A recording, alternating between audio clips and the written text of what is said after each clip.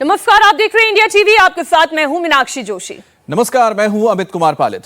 इस वक्त की बड़ी खबर आपको दे दें, अभी अभी आ रही है जयपुर से, जहां सरकारी स्कूल का निरीक्षण करने के लिए पहुंचे सीजेपी वर्कर्स का जोरदार विरोध हुआ है। स्थानीय लोगों ने गांव में एंट्री करने से इन्हें रोक दिया और इस दौरान न सिर्फ धक्का मुक्की हुई, मारपीट हुई, तोड़फोड़ तक हो गई। स्थानीय लोगों ने सीजेपी कार्यकर्ताओं के खिलाफ जमकर नारेबाजी की और मुर्दाबाद के नारे लगाए। अब जयपुर के रामपुरा कंवरपुरा की ये तस्वीरें हैं, जहां गांव के लोगों ने सीजेपी के वर्कर्स को रोककर जबरदस्त प्रोटेस्ट किया। धक्का मुक्की करते हुए गांव के बाहर निकाल दिया। कई सीजेपी वॉलंटियर्स के चोटिल होने की खबर है। सीजेपी के विरोध में नारे लगाते हुए लोग स्कूल के बाहर धरने पर बैठ गए। गांव के मेन रास्ते पर ट्रैक्टर ट्रॉली खड़ा करके घेराबंदी कर दी और जैसे ही सीजेपी के वॉलंटियर नजर आए, विरोध प्रदर्शन, नारेबाजी शुरू हो गई। देखिए, गाड़ियों के कांच फोड़े गए हैं और यहाँ पर देखिए, ये तस्वीर देखिए, गांव वाले उग्र हो चुके हैं। यहाँ पर देखिए, यहाँ पर और यहाँ आदमी गिर चुका है। देखिए, गाड़ियों के कांच फोड़े गए हैं और यहाँ पर देखिए, ये तस्वीर देखिए, गांव वाले उग्र हो चुके हैं। यहाँ पर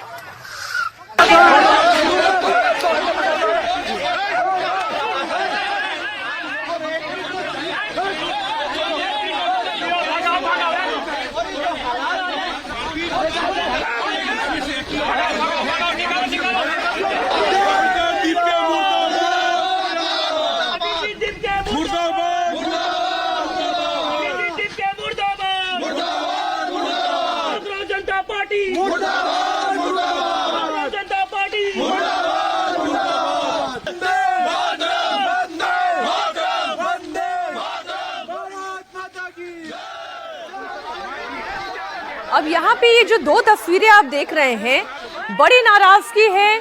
ये ग्रामीण इलाका है जहाँ पर लोग निकले और कहा कि हमें यहाँ पर कॉकरोचेस की जरूरत नहीं है और अभिजीत दीपके के खिलाफ मुर्दाबाद के नारे भी लगाए गए। हालांकि इसमें दूसरा पक्ष अगर आप देखेंगे, जो आशुतोष राका का पक्ष है, वो ये कह रहे हैं कि शिक्षा मंत्री मदन दिलावर के द्वारा भेजे गए ये बीजेपी के गुंडे हैं, जिन्होंने उन्हें गाँव में आने से रोका। और अब वो ये कह रहे हैं कि अगर इसी तरीके की स्थिति बनी रही तो मदन दिलावर के इस्तीफे पर आकर बात रुकेगी। अरे भाई, अरे आ जाओ, अरे भैया ऐसे नहीं, अरे भैया आ जाओ, अरे भैया आ रहे हैं, अरे भैया आ रहे हैं,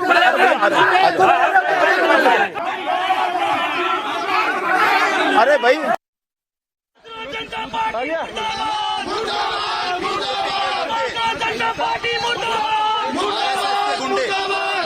देखिए, जो शिक्षा की आवाज उठा रहा है उसके साथ क्या होता है। उनको यहाँ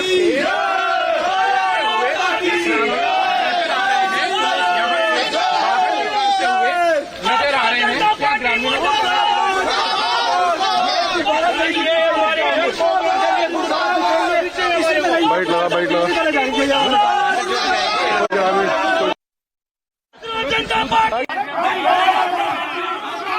और अपने वॉलंटियर्स पर हमले के बाद सीजेपी प्रवक्ता आशुतोष रांका स्पॉट पर पहुंचे और आरोप लगाया कि भैंस के तबेले में स्कूल चल रहा है और जब इसे उजागर करने के लिए हमारी टीम पहुंची तो बीजेपी नेता मदन दिलावर के लोगों ने हमला किया, जिसमें कई वॉलंटियर घायल हुए। रांका ने 48 घंटे का अल्टीमेटम दिया है और कहा है कि अगर आरोपी नहीं पकड़े जाते हैं तो बड़ा प्रदर्शन करेंगे। आज पूरे देश ने भाजपा की गुंडागर्दी लाइव देखी है। पुलिस को पता था वहां पर पत्थरबाजी पहले से हो रही थी, फिर भी पुलिस ने हाथ खड़े कर दिए। पुलिस ने बोला कि हम कुछ नहीं करेंगे, आपका मैटर है। ये सब कुछ मदन दिलावर के कहने पर हुआ है। हमारे वॉलंटियर्स के हाथ तोड़े गए हैं। ट्यूब में ये लोग पत्थर निकाल कर बैठे थे। गाड़ियों के शीशे आप देख सकते हैं, गाड़ियों के शीशे फोड़े गए हैं। पत्थरबाजी हुई है। हमारी महिलाओं पे बुजुर्गों ने पत्थर मारे हैं, उनसे गुंडागर्दी की है, उनके फोन तोड़े, हमारे वॉलंटियर्स के हाथ तोड़े गए हैं। पूरी तरह से सुनियोजित था। ये मदन दिलावर के कहने पर हुआ है। 48 घंटे का समय दे रहे हैं। ये सारे गुंडे अरेस्ट होने चाहिए और आप ऑर्डर विड्रॉ कीजिए, नहीं तो अभी आंदोलन शिक्षा से बढ़कर मदन दिलावर पे जाएगा। 48 घंटे का समय है। हम तुम्हारी गुंडागर्दी से डरने वाले लोग नहीं है। शर्म आनी चाहिए तुम लोगों को। भैंसों के तबेले में स्कूल चल रहा है। 1 साल पहले भी मैं इस स्कूल जाके आया था, तब भी ये स्कूल भैंसों के तबेले में था और आज भी भैंसों के तबेले में है। हम स्कूल ठीक कराना चाह रहे हैं, लेकिन तुमने जिस तरह की गुंडागर्दी की है, तुम्हें शर्म आनी चाहिए। अब आशुतोष राका जो बात कह रहे हैं, बात तो वाजिब है। वो ये कह रहे हैं कि साल भर पहले जब वो यहाँ पर विजिट करने आए थे तब भी भैंसों के तबेले में स्कूल चल रहा था, सरकारी स्कूल है, और साल भर के बाद आ रहे हैं, आज भी भैंसों के तबेले में स्कूल चल रहा है। तो जो ग्रामीण नाराज हैं, उन ग्रामीणों को अपनी नाराजगी इस स्कूल को ठीक कराने में भी लगानी चाहिए। ये तो इसका एक पॉजिटिव एस्पेक्ट है। लेकिन जो दूसरी बात इस वक्त आशुतोष राका कह रहे हैं कि यहाँ सरकार हमें डराने की, धमकाने की कोशिश कर रही है, तो ना वो डरने वाले हैं ना धमकने वाले हैं। अब मदन दिलावर के इस्तीफे तक बात पहुंच जाएगी। 48 घंटे का समय उन्होंने दिया है। ये सीधे सीधे चेतावनी है राजस्थान सरकार के लिए भी और मंत्री मदन दिलावर के लिए भी। और ये तस्वीरें आप देख रहे हैं कि जिस वक्त ये टीम यानी सीजेपी कॉकरोच जनता पार्टी के जो डेलीगेशन है और जो कार्यकर्ता है, जब वो गांव पहुंचे थे जयपुर के इस गांव में और यहां पर एक स्कूल का निरीक्षण करने के लिए गए थे। अब इनके साथ देख सकते हैं कि आप तमाम मीडिया का एक साथ जमावड़ा है। लेकिन अगर यहां पर पहुंचे थे, उनको अगर अंदेशा था कि इस तरह के हालात बन सकते हैं, तो उन्हें पुलिस की सहायता लेनी चाहिए थी। और यहां पर फिलहाल कोई पुलिस नजर भी नहीं आ रहा है। इस पूरे मामले में स्थानीय लोगों का कहना है कि उन्हें किसी भी तरह की सियासी मदद नहीं चाहिए। स्कूल के लिए फंड मिला है, हम इस स्कूल को अपने स्तर पर ठीक करवा लेंगे। सरकार ने 12,50,000 रुपए स्वीकृत कर दिए हैं, यानी कि स्वीकार किया है और इसके लिए परमिशन दे दी है। हम किसी भी बाहरी व्यक्ति को यहाँ आने नहीं देंगे। कॉकरोच यहाँ आकर गंदगी करना चाहते हैं, जिसे हम किसी भी सूरत में बर्दाश्त नहीं करेंगे। एक रिएक्शन ये भी आप सुन लें। कोई समर्थन नीची है हिंदू विरोधी पार्टी को हम बिल्कुल नीचे है। हमारे स्कूल के लिए 12 लाख पास हो चुके हैं। ऐसी पार्टी या कोई ऐसा हम स्कूल के मुद्दे को नहीं बढ़ाना चाहते, राजनीतिक मुद्दा नहीं बढ़ाना चाहते। हमारे स्कूल के लिए पैसा पास हो चुका है। हम ग्रामीण सक्षम है, हम बना लेंगे स्कूल। हमने पहले मंदिर बनाया था, जो शिक्षा का मंदिर है वो भी बना लेंगे। हम किसी पार्टी से उससे कांग्रेस पार्टी से हमारा कोई समर्थन नहीं चाहिए। और हम ऐसी पार्टी के विरोध में हैं जो देश के टुकड़े करने की बात बोले, भगवान के गलत बोले, हमारे राम जी के लिए गलत बोले, उनके लिए हम विरोध है। ऐसे पार्टी हमारे को नहीं चाहिए, ऐसे आदमी भी नहीं चाहिए हमारे को। हमारे सहयोगी मनीष भट्टाचार्य इस वक्त लाइव जुड़ चुके हैं। मनीष, ये पूरा मामला शुरू कैसे हुआ?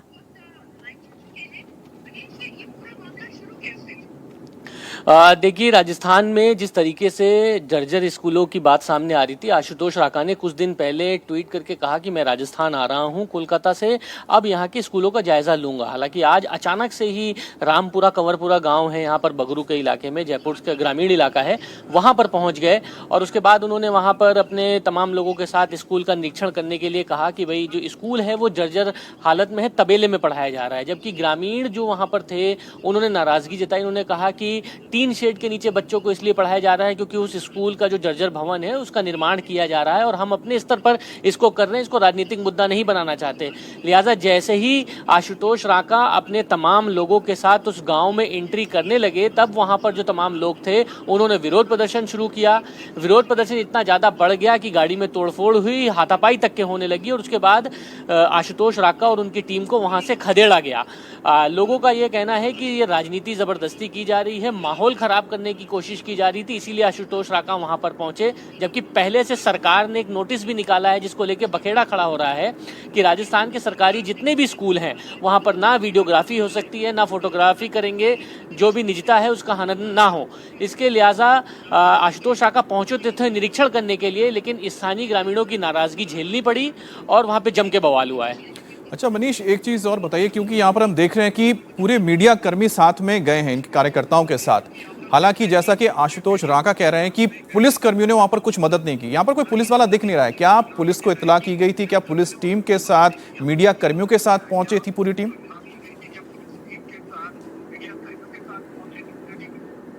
नहीं, देखिए, आशुतोष राका अपनी जो टीम है उसके साथ तो पहुंचे थे। कुछ मीडिया कर्मी जरूर वहां पर पहुंचे, जो स्थानीय मीडिया कर्मी थी वहां पर पहुंच गए, क्योंकि कुछ ग्रामीणों को भी सूचना लगी थी कि आशुतोष राका अपनी टीम के साथ आ रहे हैं। लेकिन ग्रामीण जो है वहां के लोगों का ये कहना है कि जब जर्जर हालत में भवन है, सरकार से उन्होंने जो फंड लिया है वो अपने स्तर पर उस स्कूल को सही कराना चाहते हैं, क्योंकि उस गाँव में जो तमाम जो निर्माण है वो या तो पंचायत स्तर पर होता है या तो कॉलेज शिक्षा प्रशासन की तरफ से वहाँ पर होता है, सरकार की तरफ से होता है।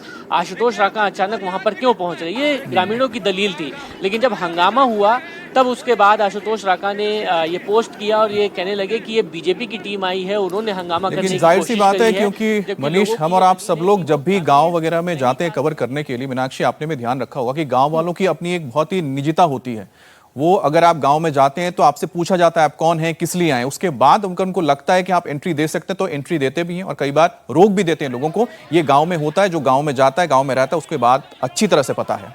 बहुत शुक्रिया मनीष आपका, आप लगातार नजर बनाए रखिएगा, हम आगे भी आपसे जानकारी लेते रहेंगे। जयपुर के रामपुरा कंवरपुरा में सीजेपी की एंट्री का विरोध करते हुए स्थानीय लोगों ने जमकर नारेबाजी की। आरोप लगाया कि जो पार्टी भगवान राम का अपमान करती है उसकी मदद हमें नहीं चाहिए। स्पॉट पर पथराव कितना हुआ वो तस्वीरें तो आप देख ही रहे हैं। कार के शीशे टूट गए हैं। आशुतोष राका जिस गाड़ी में सवार थे उस गाड़ी के शीशे भी टूटे हैं। ये एक और छोटी गाड़ी जो आप देख रहे हैं इसका पिछला शीशा तो बिल्कुल टूट चुका है। और अब बात करेंगे पंजाब की, जहां पर कौमी इंसाफ मोर्चा ने आज पंजाब बंद का आह्वान किया है, जिससे लोगों को आज सुबह से ही परेशानी का सामना करना पड़ा है। सुबह 7 बजे से दोपहर 2 बजे तक के लिए पंजाब में बंद का ऐलान है। खड़ड़ चंडीगढ़ हाईवे को बंद कर दिया गया है। अमृतसर में बसें नहीं चल पा रही, जिससे यात्री परेशान हैं। जालंधर की बात करें, खड़गवासला की बात करें तो यहां पर बाजार बंद है। अमृतसर में भी बाजार बंद है और सड़क पर उतरकर प्रदर्शन भी चल रहा है। कौमी इंसाफ मोर्चा सजा पूरी होने के बाद भी जेल में बंद सिखों की रिहाई और जगतार हवारा के पैरोल की मांग कर रहा है। इसी को लेकर आज पंजाब बंद का आह्वान किया गया है। चंडीगढ़ मोहाली के कुछ स्कूल बंद किए जा चुके हैं। प्राइवेट स्कूल एसोसिएशन ने भी छुट्टी की अपील की है। मुख्य बाजार, शॉपिंग मॉल, थोक मंडियां, दूसरे कमर्शियल संस्थान भी बंद रखने की अपील है। नेशनल हाईवे, स्टेट हाईवे, जिला मार्गों पर भी ट्रैफिक को रोका गया है। तो ये आप 4 तस्वीरें देख रहे हैं कि यहाँ पर किस तरह से पुलिस की तैनाती की गई है और इन तस्वीरों में साफ है कि जो बंद का असर है वो देखने को मिला है। खास तौर पे चंडीगढ़ खरड़ जो हाईवे है उसे बंद कर दिया गया है, जिसकी वजह से बसें नहीं चल पा रही है। अमृतसर में लोग परेशान हैं क्योंकि ट्रैफिक पर इसका असर पड़ा है। कई जगह पे पुलिस को एहतियातन बैरिकेडिंग करनी पड़ी है और यहाँ पर मुख्य बाजार, शॉपिंग मॉल, तमाम चीज़ें बंद पड़ी है। दरअसल कौमी एकता जो पार्टी यहाँ पर है, जिन्होंने आह्वान किया है मोर्चा ने, इनकी मांग है कि जो सिख व्यक्ति अभी भी जो जेल में बंद हैं, जिनकी कैद पूरी हो चुकी है, उनको अभी भी क्यों रिलीज नहीं किया गया, क्यों जेल से छूटा नहीं गया है। और इसी के मद्देनजर ये आज बंद का ऐलान किया गया, जो सुबह 7 बजे से लेकर दोपहर 2 बजे तक के लिए है। चंडीगढ़ मोहाली के कुछ स्कूल बंद कर दिए गए हैं। प्राइवेट स्कूल एसोसिएशन ने भी छुट्टी की अपील की है। सड़क को देखिए कैसे ट्रक को लगा के जाम किया गया है। मुख्य बाजार हो, शॉपिंग मॉल हो, थोक मंडियां हो, सब कुछ बंद है। नेशनल हाईवे, स्टेट हाईवे, जिला मार्गों पर ट्रैफिक पूरी तरीके से बाधित दिखाई दे रहा है। हाईवे बंद किए जाने की वजह से बस हो, ऑटो हो, सार्वजनिक परिवहन से लेकर जो प्राइवेट परिवहन है वो सब कुछ ठप दिखाई दे रहा है। पंजाब के अंदर जो है कि कुछ बंदी सिंहों का मसला है, वो लोग जो कि अदालत की तरफ से दी हुई सजाओं को पूरा कर चुके हैं और ऐसे भी हैं जो कि 3 दहाके से ज़्यादा समय से जेलों के अंदर बंद हैं और उनकी सजाएं जो पूरी हो चुकी हैं और जो निर्धारित सजाएं सीगी वो पूरी करने के बाद भी सरकार उनको नहीं छोड़ रही। और उन लोगों का जेल के अंदर कंडक्ट जो है बहुत अच्छा है। कंडक्ट अच्छा होने के बावजूद उनको ना तो पैरोल दी जा रही है और ना ही उनको रिहा किया जा रहा है। आज जो है पूरा पंजाब, जिसमें कि हिंदू, सिख, मुस्लिम, ईसाई सारे भाईचारे के लोग हैं, आप देख रहे होंगे कि पंजाब के अंदर, इसलिए में अमृतसर के अंदर पूरा मेन बाजार जो है पूरा बंद है और किसी प्रकार का कोई टकराव का माहौल नहीं है, कोई भय का माहौल नहीं है, कोई ऐसा माहौल नहीं है कि ज़बरदस्ती दुकानें बंद कराई गई हैं। लोग भावनात्मक रूप से इस मुद्दे के साथ जुड़े हुए हैं कि ये एक अन्यायपूर्ण काम हो रहा है और केंद्र सरकार को चाहिए कि जो बंदी सिंह जो है, जो सजाएं पूरी कर चुके हैं, उनको रिहा किया जाए। कौमी इंसाफ मोर्चा के पंजाब बंद से कई शहरों में लोगों को बड़ी परेशानी का सामना करना पड़ रहा है। मोर्चे की 4 मांग है। मोर्चा लंबे समय से जेलों में बंद उन सिख कैदियों की रिहाई की है जिन्होंने अपनी सजा पूरी कर ली। हवारों को मानवीय और कानूनी आधार पर कम से कम 10 दिन की पैरोल देने की मांग भी हुई। चंडीगढ़ मोहाली बॉर्डर पर प्रदर्शनकारियों के खिलाफ हुई पुलिस की कार्रवाई का विरोध भी किया जा रहा है। 15 अगस्त की कार्रवाई के दौरान हिरासत में लिए गए लोगों को बिना शर्त रिहा करने की मांग की जा रही है। तो कौमी इंसाफ मोर्चा की 4 मुख्य मांगे हैं और इसमें सबसे महत्वपूर्ण है कि जिन सिखों की कैद पूरी हो चुकी है उनको तुरंत रिहा कर देना चाहिए। इसके अलावा 15 अगस्त की कार्रवाई में हिरासत में लिए गए लोगों को भी रिहा करने की मांग की गई है। अब खबर लखनऊ से, जहां गोमती नगर इलाके में पति ने ही अपनी bank relationship manager Divya Mishra की गोली मारकर हत्या कर दी। वारदात का सीसीटीवी अब सामने आया है, जिसमें मानस बैंक के बाहर पत्नी दिव्या से झगड़ता हुआ दिखाई दे रहा है। बैंक के बाहर उसने अपनी पत्नी दिव्या की हत्या कर दी। सीसीटीवी में बैंक के कर्मचारी बाहर जाते हुए दिखाई दे रहे हैं, फिर गोली चलने के बाद वो वापस बैंक के अंदर भागते हुए दिखाई दिए। ये देखें तस्वीर, बहुत गौर से इस तस्वीर को देखें, कैसे लोग तेजी से पहले तो बाहर जा रहे थे, फिर तेजी से अंदर की तरफ वापस लौट आए। इस वारदात के बाद मानस ने अपनी बहन को भी गोली मार दी और फिर खुद के ऊपर भी ट्रिगर दबा दी। इस ट्रिपल मर्डर से लखनऊ में हड़कंप है। हालांकि अभी तक ये साफ नहीं हो पाया कि उसने इस खौफनाक वारदात को अंजाम क्यों दिया, लेकिन जानकारी के मुताबिक उसके अपनी पत्नी के साथ संबंध अच्छे नहीं थे। पिछले कुछ वक्त से दोनों अलग अलग रह भी रहे थे। उसने दिव्या मिश्रा को बैंक के बाहर बुलाया और जब दिव्या मिश्रा बाहर पहुंची तो उस पर फायरिंग कर दी। वारदात की खबर मिलते ही सीनियर पुलिस ऑफिसर मौके पर पहुंचे, जांच शुरू की गई है। ये सीसीटीवी तस्वीर आप देख रहे हैं, जहां पर बैंक कर्मी बाहर निकले थे और यहां पर आप देख सकते हैं कि पति पत्नी में यहां पर हाथापाई होती हुई नजर आ रही है। और इसके बाद इसके जो सबसे मुख्य किरदार हैं वो है मानस बाजपेयी, जो पति हैं, दिव्या मिश्रा पत्नी, जिनकी हत्या कर दी गई, और तुलिका बहन है मानस की, उसकी भी हत्या कर दी गई है। और इस तस्वीर में आप देखिए कि किस तरह से जो बैंक कर्मचारी हैं, जैसे ही गोली की आवाज सुनते हैं वापस अंदर लौट जाते हैं। पहले उनको समझ में नहीं आया कि आखिरकार हुआ क्या है।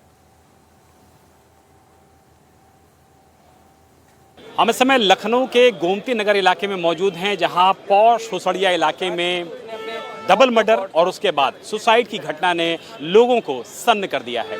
मानस बाजपेयी, जो कि एक बैंक में काम करते थे, 10 साल पहले बताया जा रहा है कि शादी हुई थी और लगभग 1.5 साल से अपनी पत्नी से अलग रह रहे थे। आज सुबह मानस बाजपेयी पत्नी को कॉल करते हैं, आईसीआईसीआई बैंक के बाहर बुलाते हैं, गोली मार देते हैं और उसके बाद अपने व्हाट्सएप के स्टेटस पे लगाते हैं कि पत्नी से दगा मिला है, चीटिंग मिली है, लिहाजा वो उन्होंने आज पत्नी का कत्ल किया है और अब वो अपनी बहन को भी मारेंगे और खुद को भी मारेंगे। जिसके बाद मानस बाजपेयी विवेक खंड से पहुंचते हैं हुसड़िया के इस इलाके में और आप फर्स्ट फ्लोर का जो इलाका देख रहे हैं, फर्स्ट फ्लोर के इलाके में मानस बाजपेयी अपनी बहन के साथ रह रहे थे और जो नीचे की ईटिंग पॉइंट आप देख रहे हैं, इस ईटिंग पॉइंट में फिलहाल किराए पे दे रखा गया था। मानस बाजपेयी और उसके परिवार ने किराए पे दे रखा था। यहाँ पर अब फिलहाल देखिए जो स्थिति है वो ये है कि पुलिस ने जो डू नॉट क्रॉस लाइन का बोर्ड है वो फिलहाल लगा रखा है और अंदर जाने की किसी को परमिशन नहीं है, लेकिन जो हत्याकांड है और उसके बाद सुसाइड है उसको फर्स्ट फ्लोर पर मानस बाजपेयी ने अंजाम दिया। मानस हुसरिया चौराहे के पास अपनी बहन के साथ किराए के मकान में रहता था। वो एसबीआई की इंजीनियरिंग कॉलेज ब्रांच में फील्ड ऑफिसर था और दिव्या के परिवार का कहना है कि मानस और उसकी पत्नी के बीच 4 से 5 साल पहले ही अनबन शुरू हो गई थी। एक हमको ये भी पता चला है कि जो मानस जी हैं उनकी बहन, उनकी भी मौत हो गई है। मानस जी ने पहुंच के वहाँ पे हमारी सिस्टर पे हमला किया, इसमें उनकी मौत हो गई। फिर उसके बाद वो अपने घर गए, अपनी बहन की उन्होंने हत्या की और खुदकुशी कर ली। उस एक मीडिया के द्वारा ये खबर पता चली थी हम लोगों को, तो उन्होंने कुछ स्टेटस लगाया था कि इसमें हमारी छोटी बहन प्रज्ञा और हमारे बहनोई भरत जी के बारे में उन्होंने कुछ लिखा है कि उनको कुछ पता, मगर ऐसी कोई जानकारी नहीं है। उनका पुराना इतिहास कह रहा कि कुछ मानसिक रोगी थे वो और उनके सिस्टर भी मानसिक रोगी थी। ये बहुत सालों से चल रहा था, करीब 4-5 साल से। कोरोना के बाद ही से हमारी सिस्टर दिव्या जी अलग रह रही थी और पिछले साल जब उनकी माता जी की देहांत हो गया तो उसके बाद से तलाक की प्रक्रिया शुरू हुई थी। अब उसके बाद ये घटना हुई। तलाक प्रक्रिया कितनी? 1 साल पुरानी। मानस ने बहुत बेरहमी से दिव्या का कत्ल किया। मानस ने रिवॉल्वर की बट से पहले दिव्या के चेहरे और सिर पर कई वार किए। पास के सभी लोग जान बचाकर वहां से भाग गए। फिर दूसरा रिवॉल्वर निकाला और उसे फायर कर दिया। उसने व्हाट्सएप पर फिर एक स्टेटस भी लगाया जिसमें बहनोई भरत और बहन प्रज्ञा मिश्रा का नाम लिख लिया। लखनऊ पुलिस ने मौके से गोली के खोखे बरामद किए हैं। फॉरेंसिक टीम ने सबूत जुटाए हैं। आसपास के सीसीटीवी की फुटेज भी खंगाली गई है। शवों को पोस्टमार्टम के लिए भेजकर पूरे मामले की जांच की जा रही है। ये अपने पत्नी जो आईसीआईसीआई बैंक विवेक खंड में रिलेशंस मैनेजर के तौर पे काम करती थी, किसी कारण बाहर बुलाया है और बाहर इन दोनों के बीच में विवाद हुई है और विवाद में इन्होंने उनको गोली मार दिया है। गोली मारने के बाद ये पुलिस तत्काल घटनास्थल पर पहुंच के जो घटनाक्रम का जायजा लेके कार्रवाई कर ही रही थी, तो सूचना मिली कि ये जो मानस वाजपेयी है अपने घर जो विराम खंड में अपनी छोटी बहन शिवा वाजपेयी इनको भी गोली मार दिया है और अपने सुसाइड कर लिया है। तो इस पे फिर तुरंत पुलिस ने घटनास्थल पे पहुंच के त्वरित कार्रवाई करके जो भी विधिक कार्रवाई करना है वो कर रहे हैं। हमारे सहयोगी विशाल प्रताप सिंह लखनऊ से जुड़ चुके हैं। विशाल, ये मामला तो बिल्कुल स्पष्ट पारिवारिक विवाद का ही दिखाई दे रहा है, लेकिन जैसे दिव्या मिश्रा के घर वाले बता रहे हैं कि मानस वाजपेयी मानसिक रोगी था और उसकी बहन भी मानसिक रोगी थी, इसे लेकर कोई और क्लैरिटी मिल पाई है? मीनाक्षी, कल जब ये पूरी घटनाक्रम सामने आया था, 2 मर्डर और उसके बाद सुसाइड का, उसके बाद हम मानस वाजपेयी के आसपास के कई सारे लोगों से मुलाकात हुई थी। उनके पड़ोसी से हमने कैमरे में बातचीत की थी, जो कि इस घटना के बाद सबसे पहले कमरे में पहुंचे थे।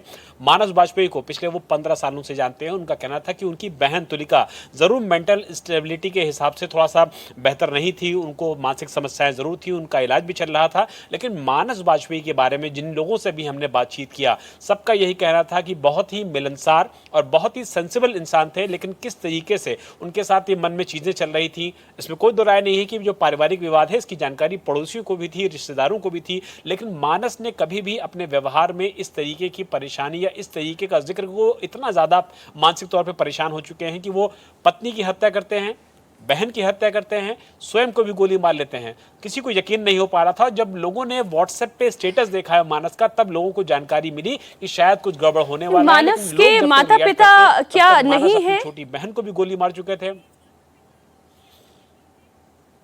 मीनाक्षी, यही अपने आप में सबसे बड़ी विडंबना है कि मानस के माता पिता की भी मौत हो चुकी है। उनकी मां की मौत पिछले 3 साल पहले हुई थी और पिता की मौत लगभग 8 साल पहले हुई थी। तो मानस अपनी छोटी बहन के साथ, जिनका मानसिक इलाज चल रहा था, उसी घर में रहा करते थे जहां पर मानस ने अपनी बहन को गोली मारी और उसके बाद खुद सुसाइड कर लिया। तो ये बात ठीक है विशाल, अब ये मामला तो पुलिस के हवाले है, वो पुलिसिया जांच करेगा। लेकिन मानसिक दबाव में तो वो व्यक्ति भी होगा ही जिसके माता पिता दुनिया में रहे नहीं, पत्नी के साथ बन नहीं रही है, इसलिए उसकी हत्या करने के बाद पीछे मानसिक विक्षिप्त बहन को कौन संभालेगा, इसलिए आत्महत्या भी कर ली, अपनी बहन की भी जान ले ली। बड़ा दुखद है ये पूरा मामला। बहुत शुक्रिया आपका इस पूरी जानकारी के लिए विशाल। और खबर उत्तर प्रदेश के वाराणसी से, जहां पर रोहिनिया थाना इलाके में अपहरण के बाद एमएससी छात्रा की हत्या का मामला सामने आया है। छात्रा का शव प्रेमी के किराए के मकान के अंदर बाथरूम से मिला, जिसके बाद पूरे इलाके में सनसनी फैल गई। जानकारी के मुताबिक छात्रा का प्रेमी फरार है, जिसकी तलाश में अब पुलिस टीम दबिश दे रही है। पुलिस ने शव को पोस्टमार्टम के लिए भेज दिया है। छात्रा 3 दिन पहले घर से कॉलेज के लिए निकली थी, जिसके बाद वो लापता हो गई। परिजनों ने थाने में गुमशुदगी की शिकायत भी दर्ज कराई थी। 3 दिन बाद इलाके के एक बंद मकान से बदबू आने के बाद लोगों की जानकारी पर पुलिस ने शव बरामद किया। शुरुआती जांच में प्रेम प्रसंग में हत्या की आशंका जताई जा रही है। बताया जा रहा है कि युवती का प्रेमी विवेक चौबे भी घटना के बाद से गायब है। फिलहाल पुलिस को पोस्टमार्टम रिपोर्ट का इंतजार है। जब पुलिस ने परिवारजनों से पूछताछ की तो उन्होंने बताया कि उनकी बेटी 18 अगस्त को सुबह कॉलेज के लिए निकली थी और घर वापस नहीं आई। उनके द्वारा यह भी बताया गया कि जहां से लड़की का शव बरामद हुआ है वह कमरा विवेक चौबे नाम के आदमी द्वारा किराए पे लिया गया था, जो कि इनका दूर का रिश्तेदार भी है। परिवारजनों द्वारा विवेक चौबे के खिलाफ लिखित तहरीर दी गई है और मर्डर की धाराओं में मुकदमा पंजीकृत कर दिया गया है। तुरंत गिरफ्तारी के लिए हमने 4 टीमों का गठन कर दिया गया है और इसमें जल्दी ही कार्रवाई होगी। तो 3 दिन पहले घर से कॉलेज जाने के लिए निकली थी और इस दौरान परिवार वाले तलाश रहे थे कि उनकी बेटी कहाँ गई। अब यह पता चला कि एक मकान के अंदर, किराए के मकान के अंदर उनकी बेटी का शव मिला है। और विवेक चौबे बताया जा रहा है कि जो इस पीड़िता का बॉयफ्रेंड था, उसके साथ ही मुलाकात करने शायद गई थी, जिसके बाद उसकी हत्या कर दी गई, शव को छुपा दिया गया और मौके से यह प्रेमी फरार हो गया। अब जब इस बारे में जानकारी मिली तो परिवार तो पूरी तरह से टूट चुका है, लेकिन अब पुलिस को तलाश करनी है कि आखिरकार ये आरोपी किधर है। अब खबर आपकी हेल्थ से जुड़ी हुई। देश भर में मिलावटखोर चंद पैसे के लिए आपकी जान से खिलवाड़ कर रहे हैं। बाजार में मिलने वाला कोई भी सामान 100% शुद्ध है ही नहीं। मार्केट में धड़ल्ले से नकली सामान बेचा जा रहा है। दूध हो, खाना पकाने वाला तेल हो, दूध से बना हुआ पनीर हो, मसाले हो, सब कुछ जहरीला है। ये मिलावटी सामान आपको बीमार नहीं, बहुत बीमार कर सकता है। जानलेवा बीमारी, कैंसर तक दे सकता है। शहर शहर जारी इस गोरख धंधे के खिलाफ खाद्य विभाग एक्शन में है और ताबड़तोड़ छापेमारी की जा रही है।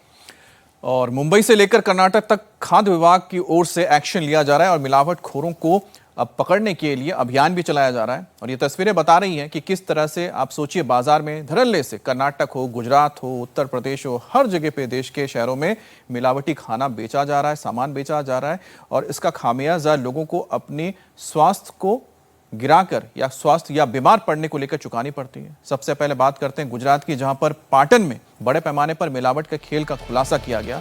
एफडीए ने छापेमारी करके 14,709 किलोग्राम मिलावटी तेल जब्त किया है। क्राइम ब्रांच और खाद्य विभाग ने संयुक्त कार्रवाई करके इस पूरे रैकेट का भांडाफोड़ किया। फैक्ट्री में सोयाबीन में सस्ते तेल की मिलावट कर इसे धड़ल्ले से बाजार में बेचा जा रहा था। पाटन में रेड के दौरान एक ट्रक से खराब तेल के 210 डिब्बे बरामद हुए हैं। शुरुआती जांच में सामने आया कि फैक्ट्री में सोयाबीन तेल में वेस्टेज वाले तेल की मिलावट की जा रही थी, जो सेहत के लिए काफी खतरनाक है। मिलावटखोरी के धंधे पर बड़ी कार्रवाई करते हुए पाटन पुलिस ने सिद्धपुर में जो जीआईडीसी है वहां गामी फूड इंडस्ट्री पर रेड करते हुए तेल में मिलावटखोरी की एक बड़ा रैकेट चल रहा था, उसको यहाँ पे पकड़ा है। आपको बता दें कि हमारे यहाँ एफएसएसआई के जो नॉर्म्स हैं उस हिसाब से एडिबल ऑयल में आप एक दूसरे एडिबल ऑयल की मिलावट कर सकते हैं। करीब 20% तक आप उसमें दूसरा एडिबल ऑयल मिला सकते हैं किसी दूसरे प्रोडक्ट का, लेकिन उसको बकायदा ब्रांडिंग में मेंशन करना होता है और उसके परसेंटेज भी मेंशन करने होते हैं कि वो कौन सा ऑयल किस ऑयल में मिलाया गया और उसका कितना परसेंटेज है। लेकिन यहाँ पे बिना किसी जानकारी के ये सारी चीज़ें चल रही थी और जब पुलिस की टीम यहाँ पहुँची तब जो दृश्य यहाँ पे देखा वो काफ़ी चौंकाने वाला था, क्योंकि पता ये चला है कि यहाँ इस इंडस्ट्री में अलग अलग ब्रांड के ऑयल बेचे जा रहे थे और उसमें जो बचा हुआ ऑयल प्रिक्योर किया जाता था अहमदाबाद और बड़े शहरों में से, जो होटलों में ऑयल बच जाता है उसको प्रिक्योर करके लाया जाता था और मल्टीपल ऑयल जो थे अलग अलग ब्रांड्स के उसको उसमें मिला करके किसी को सोयाबीन का ऑयल बता करके बेचा जाता था, कोई सरसों का ऑयल बता करके बेचा जा रहा था या राइस ब्रांड बता करके बेचा जा रहा था। जैसे जब यहाँ पे बीती रात रेड हुई है तब ये जो बड़ा टैंक है जहाँ पे रॉ मटेरियल स्टोर किया जाता है, यहाँ करीब 11,000 किलो 11 टन सोयाबीन का ऑयल जो है वो स्टोर करके रखा हुआ था। इसके सैंपल्स जो हैं वो फूड डिपार्टमेंट ने बाद में आकर के लिए हैं और उसके अलावा यहाँ ये जो छोटे स्टोरेज टैंक दिख रहे हैं इसमें मिक्सिंग का काम होता था। यहाँ से रॉ मटेरियल इकट्ठा करके इसमें डाला जाता था और बाद में जो ऑयल बाहर से मंगाया होता था, मल्टीपल ब्रांड्स का बचा खुचा ऑयल, पता नहीं वो किस कंडीशन में स्टोरेज किया जाता होगा, उसे यहाँ पे मिला करके इन ऑयल्स में फाइनल प्रोडक्ट तैयार किया जाता था इन टैंक्स में और उसके बाद उसे बेच दिया जाता था। मुनाफाखोर तेल में मिलावट करके इन्हें अलग अलग ब्रांड का लेबल लगाकर बेचते थे। छापेमारी में बड़ी बड़ी कंपनियों के लेबल बरामद हुए, जिसकी डिब्बे पर लेबलिंग करने के साथ साथ इन्हें मार्केट में बेचा जाना था। जांच टीम को यह पता चला कि पूरे रैकेट में मामला केवल यहां तक सीमित नहीं है, बल्कि जहां पर यह प्रोडक्ट तैयार हो रहा है, प्रोडक्ट तैयार करने के लिए जो पैसा लगा रहा है और तैयार होकर जिन जिन रिटेलर्स के पास ये बेचा जा रहा है, ये पूरा एक नेटवर्क काम कर रहा है। यहाँ पे श्री गंगा ब्रांड का नाम है, गोवर्धन है, गामी है, गौरी है, ये अलग अलग ब्रांड के यहाँ पे आपको लेबल्स दिख रहे हैं। अब इंटरेस्टिंग बात यह है कि इन लेबल्स में कहीं पे भी ये मेंशन नहीं किया हुआ है कि ये ब्लेंडेड ऑयल है। जो बेचा जा रहा है वो ब्लेंडेड ऑयल है, ये भी मेंशन नहीं किया हुआ है। ये अपने आप में एक बड़ा अपराध माना जाएगा। एफएसएसआई की गाइडलाइंस के हिसाब से ये मेंशन करना जरूरी है, लेकिन क्योंकि ये मल्टीपल ब्रांड के ऑयल यहाँ पे मिला करके बेच रहे थे, वो एक्चुअल में कितना हाइजीनिक था, कितना सेफ था, इसकी भी कोई यहाँ पे जो है गारंटी नहीं ली जा सकती है। यहाँ आप देखिए, ये गौरी ब्रांड का कोई तेल बेचा जा रहा है, राइस ऑयल इसको दिया हुआ है नाम। अब इस राइस ऑयल में क्या मिलाया हुआ है कोई यहाँ पे मेंशन नहीं किया हुआ है। इधर अगर आप देखें तो ये गोवर्धन ब्रांड का मस्टर्ड ऑयल, यहाँ पे इसका लेबल आपको देखने को मिलेगा, ये मस्टर्ड ऑयल गोवर्धन ब्रांड का। अब मस्टर्ड ऑयल तो एक सबसे बड़ा अपवाद यह है कि मस्टर्ड ऑयल में आप कुछ भी नहीं मिला सकते। एक ऐसा ऑयल है एडिबल ऑयल जिसमें आपको कुछ भी मिलाने का राइट नहीं है, और यहाँ पे मस्टर्ड ऑयल में भी मिलावट हो रही थी। और ये जो टिन आपको दिख रहे हैं, ये 40 टिन यहाँ पे फूड डिपार्टमेंट ने सीज करके रखे हुए हैं। ये मस्टर्ड ऑयल के टिन बताए जा रहे हैं, इसीलिए इसके सैंपल भी लिए हैं फूड डिपार्टमेंट ने। और गोवर्धन ब्रांड का मस्टर्ड ऑयल यहाँ पे बेचा जा रहा है, लेकिन इसमें भी मिलावट करके जो है प्रोडक्ट्स को बेचा गया है। इसके अलावा यहाँ पे अगर आप देखें तो ये श्री गंगा ब्रांड का मस्टर्ड ऑयल, मतलब एक ही जगह से अलग अलग ब्रांड के जो है ऑयल्स यहाँ पे बेचे जा रहे हैं। गौरी ब्रांड का ये राइस ऑयल है। राइस ऑयल में क्या मिलावट की गई है, नहीं की गई है, कुछ यहाँ पे ब्रांडिंग में मेंशन नहीं किया हुआ है। और अलग अलग ब्रांड यहाँ पे आप देखिए, गंगा ब्रांड का मस्टर्ड ऑयल यहाँ पे बेचा जा रहा है, लेकिन टैंक में है सोयाबीन ऑयल। अब ये इसमें एसेंस वगैरह मिला करके बेचते हैं या किस तरह से इसे आगे करते हैं, ये सब जांच अब फूड डिपार्टमेंट की टीम जो है वो करेगी। पुलिस ने हालांकि एक जो है इंफॉर्मेशन जो है दाखिल कर ली है, और जब इसके सैंपल्स का रिजल्ट आएगा उसके बाद एफआईआर रजिस्टर करके जो है एक कानूनी कार्रवाई इनके खिलाफ की जाएगी। लेकिन सबसे जो बड़ा पेचीदा सवाल है वो ये है कि जिस प्रकार के नॉर्म्स हमारे यहाँ बने हुए हैं, एडिबल ऑयल में जो ब्लेंडिंग का परमिशन एफएसएसआई द्वारा दिया हुआ है, उसका फ़ायदा उठा करके जो इस तरह की फैक्ट्रीज़ हैं उसमें किसी भी तरह का ऑयल जो है उसको किसी भी नाम से बेचा जा रहा है। और एक्चुअल में जो क्लेम किया जा रहा है, मान लीजिए अभी सोयाबीन ऑयल यहाँ पे पैक हो रहा था, तो ये सोयाबीन ऑयल एक्चुअल में कितना प्योर है, कितना पौष्टिक है, इसकी न्यूट्रिएंट्स वैल्यू क्या है, सब उसमें गोलमाल चल रहा है। और इसी वजह से जब ये तेल खाया जाएगा तो जाहिर सी बात है कि ये स्वास्थ्य को काफ़ी हद तक नुकसान कर सकता है। और इसको अलग अलग शहरों में अलग अलग जगह पे बेचा भी जा रहा है। पिछले 2 साल से यहाँ पे ये फैक्ट्री जो है वो चल रही थी, तो आप अंदाज़ा लगाइए कि जो इनके बिल्स वगैरह की जांच हुई है उससे पता चला है कि काफ़ी बड़ी मात्रा में ये जो है ऑयल बना करके यहाँ से सप्लाई कर रहे थे।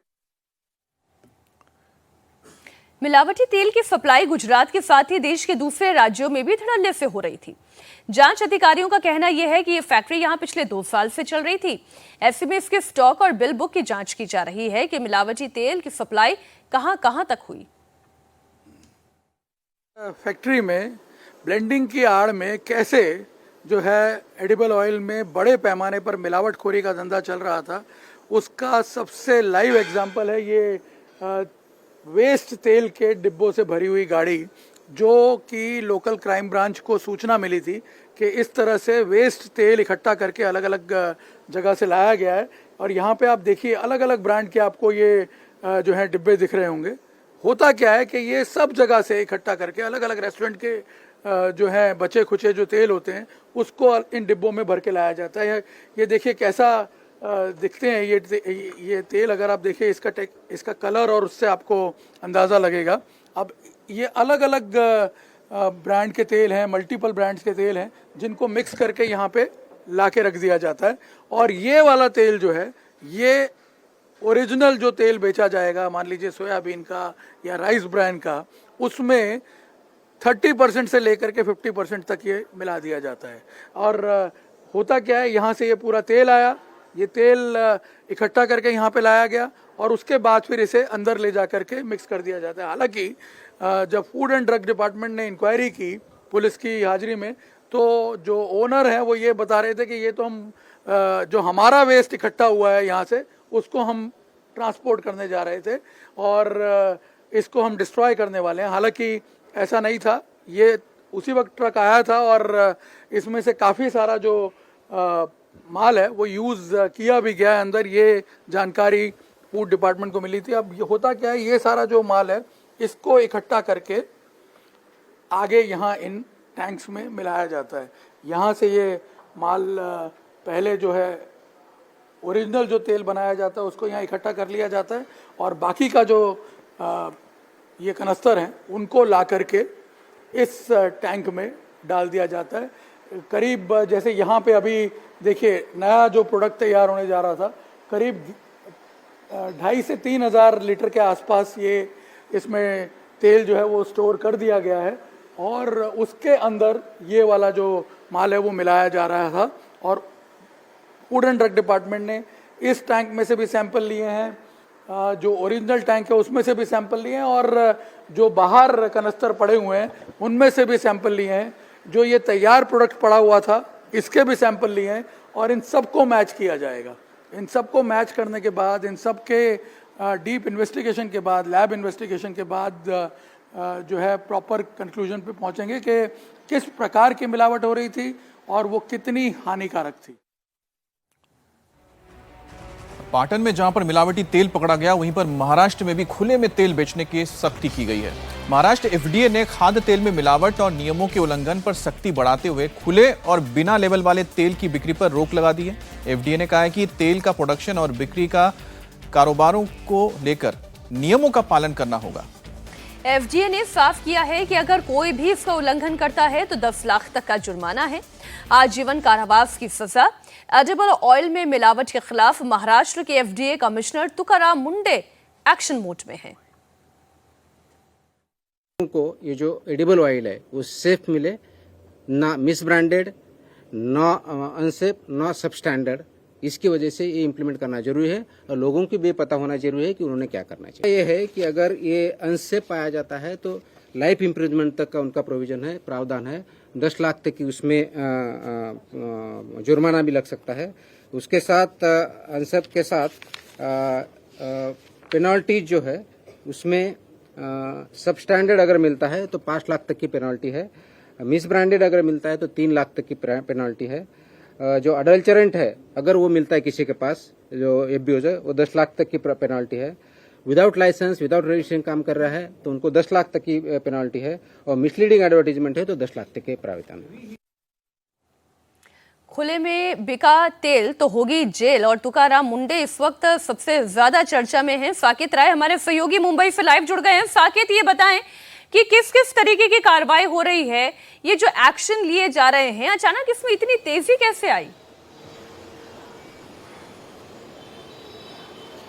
मीनाक्षी, देखिए ये जो एफडीए की पूरी कार्रवाई है 25 मई के बाद से महाराष्ट्र में उसने तूल पकड़ा है। खासतौर पर जब से तुकाराम मुंडे ने एफडीए कमिश्नर का चार्ज संभाला है उसके बाद एक के बाद एक कई कार्रवाइयां हो रही हैं। अब अगर बात करें एडिबल ऑयल की, जिसकी हम बात कर रहे थे, तो ये एफडीए की जो अब तक की कार्रवाई हुई है उनमें सबसे बड़ी कार्रवाई मानी जा रही है, क्योंकि जो पब्लिक फूड सेफ्टी की अगर हम बात करते हैं तो ये वो ऑयल होता है जो खुले में मिलता है, यानी कि प्लास्टिक की थैलियों में, बड़े कंटेनरों में, और उन्हें सप्लाई करने को लेकर कोई भी नियमावली या एफओपीज जो है वो पहले से जारी नहीं की गई थी। इसीलिए कल जो नोटिफिकेशन एफडीए के तरफ से जो निकाला गया है उसमें ये साफ तौर पर कहा गया है कि अब से खुले में कोई भी तेल, जो कि खास तौर पर जो स्ट्रीट साइड वेंडर्स होते हैं, अगर आप देखें तो उनके पास कोई भी लेबल वाला फूड नहीं होता। खासतौर पर वनस्पति ऑयल जो हम यूज करते हैं या फिर जो स्ट्रीट फूड्स में जो बनते हैं उनका कोई भी लेबलिंग नहीं होता, उनकी कोई पैकेजिंग नहीं होती, उनके ऊपर कोई एक्सपायरी डेट नहीं होती। तो ऐसे में एफडीए किसी भी जगह कभी भी छापेमारी कर सकती है और ऐसे में पब्लिक हेल्थ की बात अगर की जाए तो ये एक बड़ी कार्रवाई इस तर्ज पर भी मानी जा रही है कि अब से खुले में केवल अगर आप बेच सकते हैं तो वो केवल सरसों का तेल होगा, वो भी तब जब वो 100% शुद्ध हो और वो मशीन से निकला हो। तो ऐसे में ये जो मिलावटी तेल है उस पर एक बड़ी कार्रवाई मानी जा रही है। मीनाक्षी, बहुत बेहतर कार्रवाई है और बल्कि केवल महाराष्ट्र में नहीं, इसे बाकी राज्यों को भी गंभीरता से देखना परखना चाहिए। बहुत शुक्रिया आपका इस पूरी जानकारी के लिए साकेत। जहां गुजरात और मुंबई में तेल पर सख्ती हुई है, वहीं पर कर्नाटक से चौंकाने वाला मामला सामने आया। कर्नाटक के उडुपी में केमिकल मिलाकर केले को तैयार किया जा रहा था। खाद्य विभाग को सूचना मिली थी कि उडुपी में केमिकल का इस्तेमाल करके केला पकाया जा रहा है, जिसके बाद टीम ने एक सर्च ऑपरेशन चलाया। उडुपी के अलियूर, केमथूर और डुगलीपाडू गांव में उन दुकानों पर छापा मारा जहां केले को केमिकल का इस्तेमाल करके पकाया जा रहा था। टीम ने 10,890 किलो केले जब्त किए, जिनकी अनुमानित कीमत करीब 8,71,000 है।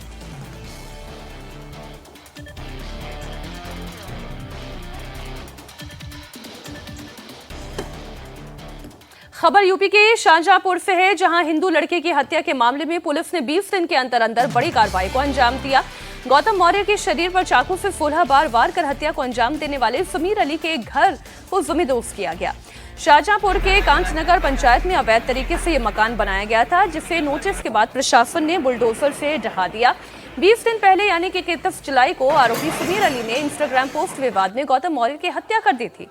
दावा किया गया था कि ये आरोपी समीर के साथ उसके चाचा की फैमिली भी इस मर्डर में शामिल थी, जिसके बाद आरोपी समीर अली और उसके पिता, भाई समेत 5 लोग पकड़े गए थे। पुलिस ने फौरन कार्रवाई करते हुए आरोपी समीर अली को अरेस्ट कर लिया था। समीर अली ने भीड़ के सामने गौतम की हत्या की बात कबूल की थी। इस हत्याकांड के बाद पीड़ित परिवार ने प्रोटेस्ट किया था। गौतम मौर्य का फैमिली ने सीएम योगी से लखनऊ में जाकर मुलाकात की। इसके बाद आर्थिक मदद और जल्द से जल्द आरोपियों के खिलाफ एक्शन के निर्देश दिए गए थे। ऐसे में प्रशासन ने आरोपी और उसके चाचा के घर पर बुलडोजर चलाया। बिना नक्शा पास कराए गए अवैध तरीके से घर को बनाया गया था और इस मामले में आरोपी समीर अली समेत 5 लोग जेल में हैं। शाहजहांपुर में गौतम मौर्य हत्याकांड के आरोपी समीर के मकान को प्रशासन ने जमींदोज कर दिया है। समीर अली के परिवार को 20 दिन पहले ही नोटिस जारी किया गया था, लेकिन परिवार ने कोई जवाब नहीं दिया था। 19 अगस्त को आखिरी नोटिस के बाद बुलडोजर चलाया गया।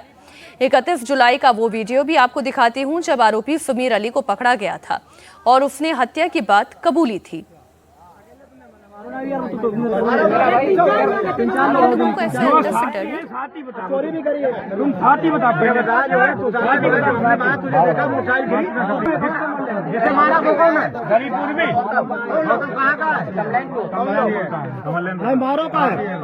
वो मेरी बहन के साथ गलत था।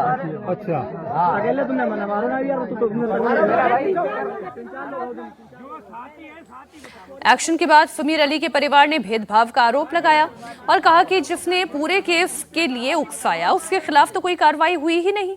स्थानीय प्रशासन ने कहा कि यह मकान अवैध तरीके से बनाया गया था, जिसे पर्याप्त समय देने के बाद भी जब एक्शन नहीं लिया गया, नोटिस का जवाब देने पर भी कोई सामने नहीं आया तो कार्रवाई कर दी गई।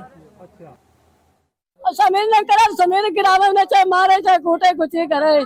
हम तो कहे जनता, समीर ने मारा तो समीर ने जनता मार देते। ये समीर कबूल लिया कि हमने मारा, तो हम लोग क्यों सजा दे रहे? मुल्जिम तो कबूल लिया है, तो हमें सब क्यों सजा दे रहे हो भैया? हाँ, मैं फांसी चढ़ा कुछ ही करा, मुल्जिम का हमें सब क्यों सजा दे रहे हो?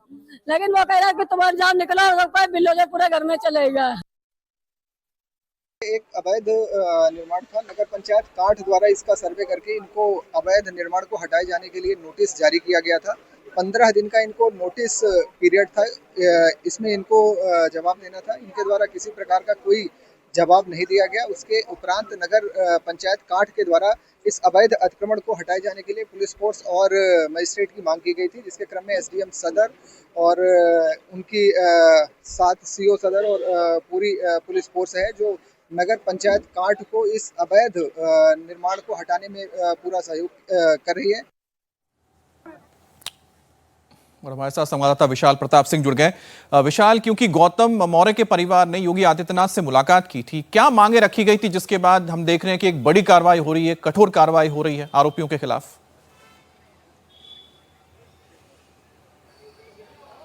बिल्कुल, इस पूरे मामले में गौतम मौर्य का जो परिवार है वो मुख्यमंत्री योगी आदित्यनाथ से मिला था।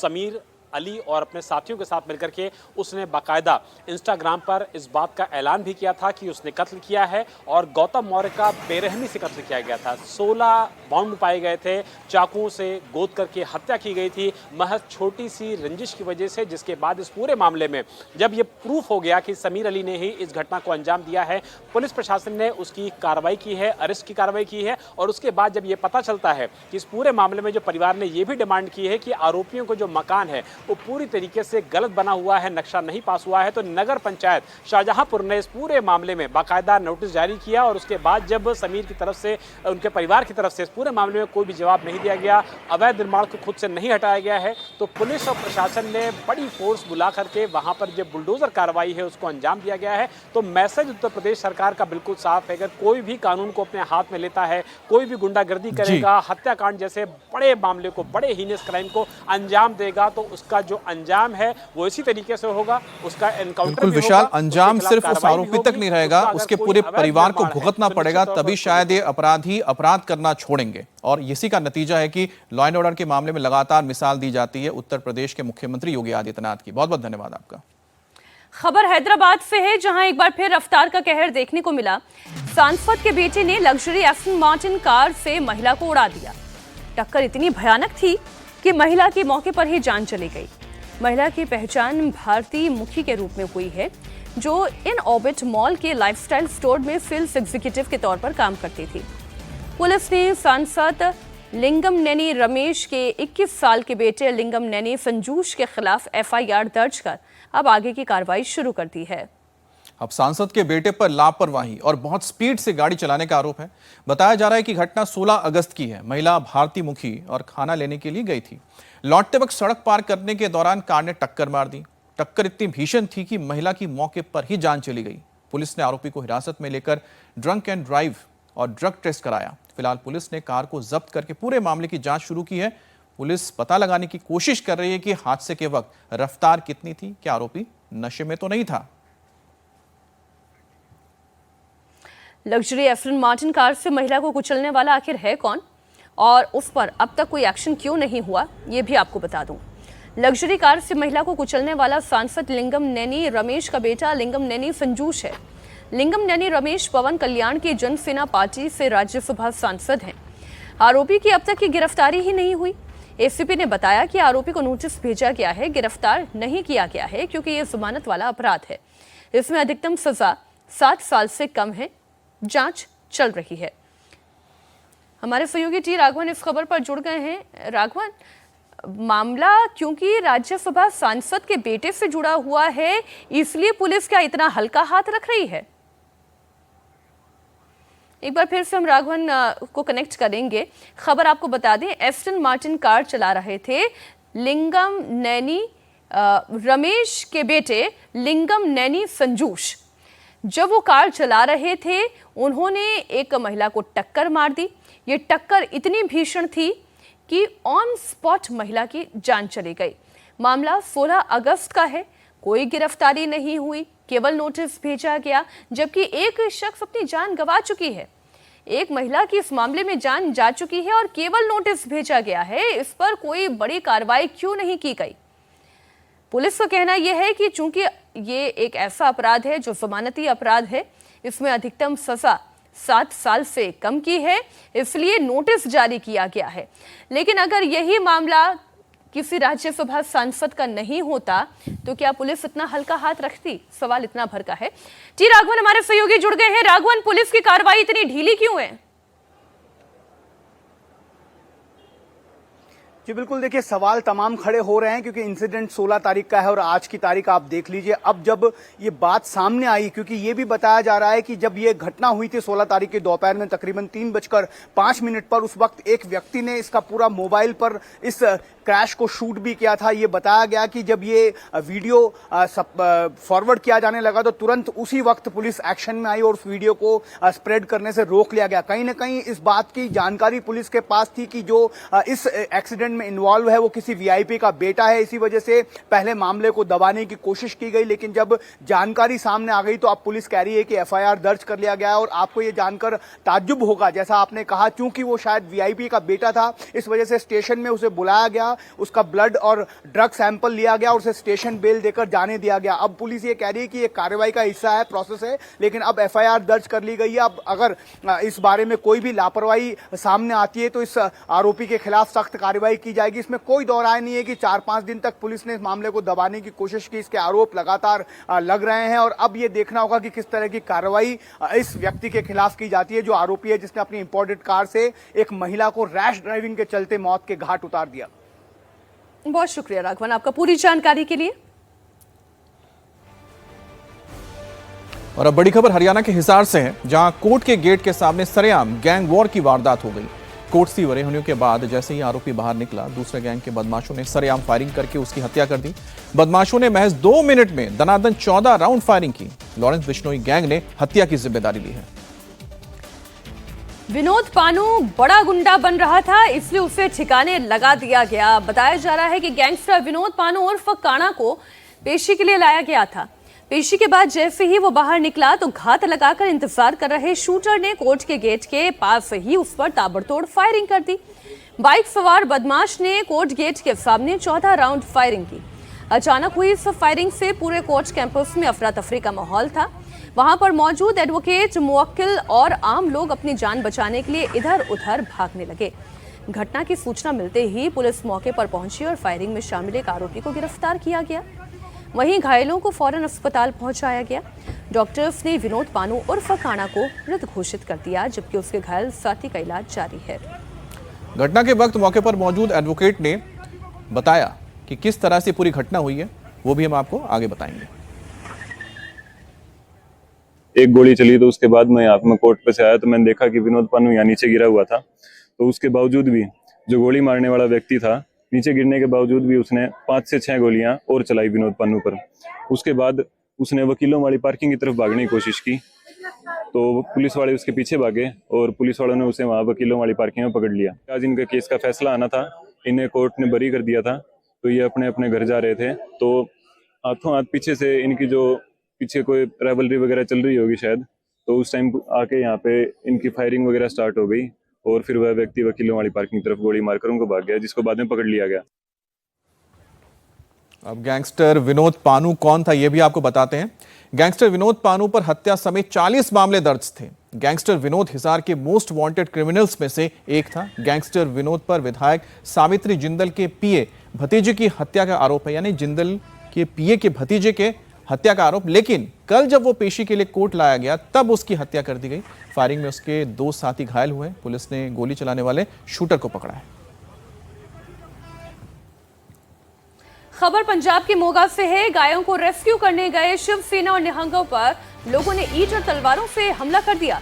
हमले में एक निहंग को गंभीर चोट आई है, उन्हें अस्पताल में भर्ती कराया गया है। मामले में पुलिस ने 2 लोगों को गिरफ्तार भी किया है। बताया जा रहा है कि सड़क के नीचे सुरंग बनाकर 15 फीट नीचे 8 से 10 गायों को रखा गया था। सूचना मिलने के बाद शिवसेना और निहंगों के कुछ लोग मौके पर पहुंचे, गायों को रेस्क्यू करने की कोशिश भी की। वहां पर झुग्गियों में रहने वाले लोगों ने उनके ऊपर ईंट और तलवारों से हमला कर दिया। हमले में एक निहंग गंभीर रूप से घायल हुए हैं। घटना के बाद मौके पर तनाव की स्थिति है। सूचना के बाद मौके पर पहुंची पुलिस ने मामले को शांत कराया। पुलिस ने 2 लोगों को गिरफ्तार कर आगे की कार्रवाई शुरू कर दी। बड़ी खबर दिल्ली के करोल बाग से आ रही है, जहां चोरों ने एक कार से 2 करोड़ के गहने पर हाथ साफ कर दिया। कार की पिछली खिड़की तोड़कर गहनों से भरे 3 बैग लेकर फरार हो गए। ये वारदात 19 अगस्त को बीकानेर चौक के पास हुई है। घटना की सूचना मिलते ही पुलिस हरकत में आ गई।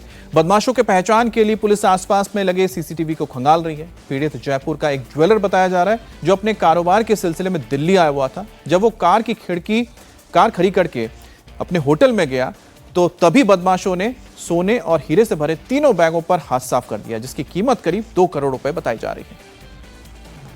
दिल्ली के करोल बाग इलाके में एक कारोबारी की गाड़ी से 2 करोड़ रुपए की ज्वेलरी चोरी होने का मामला सामने आया है। कारोबारी कन्हैया लाल 19 अगस्त को अपने बेटे के साथ शाम 5:30 बजे ये आर्य समाज रोड पर पहुंचे हुए थे और ठीक इसी जगह पे, आपको दिखा दे तस्वीर, इसी जगह पे कन्हैया लाल ने अपनी क्रेटा गाड़ी को पार्क किया था और पार्क करने के बाद इस रेस्टोरेंट में खाना खाने के लिए गए थे। शाम 5:30 बजे गाड़ी पार्क करके गए थे, लेकिन जब 7:15 पर वापस आते हैं तो उनकी गाड़ी का पीछे का शीशा टूटा हुआ मिला और उनकी गाड़ी में 3 बैग रखे हुए थे, जो कि तीनों बैग गायब थे। बताया जा रहा है कि उस बैग में सोना और हीरे के ज्वेलरी भरी हुई थी, जिसकी कीमत लगभग 2 करोड़ रुपया बताई जा रही है।